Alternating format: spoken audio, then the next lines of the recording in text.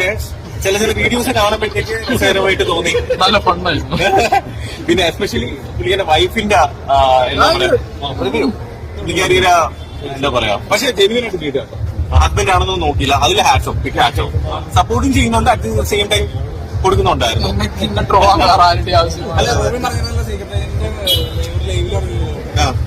Reaction ചെയ്യണമെങ്കിൽ Bigg Boss ഹൗസിന്റെ ഉള്ളിൽ ഒരു വീഡിയോ അത്രയെങ്കിലും കൊടുക്കണേ. ഞാൻ എന്നെ പാസ് കറന്നു അതൊന്നും ഇതൊന്നും എല്ലാം പറയുമ്പോൾ അറ്റ്ലീസ്റ്റ് ഞാൻ അതിനുശേഷം ഒന്നും കൊടുത്തിട്ടില്ല.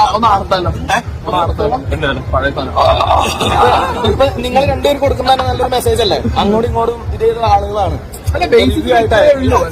കെട്ടിപ്പിടിച്ച് നിൽക്കുന്ന പോലും നല്ലൊരു മെസ്സേജ് അല്ലേ? ഒരു മിനിറ്റ്.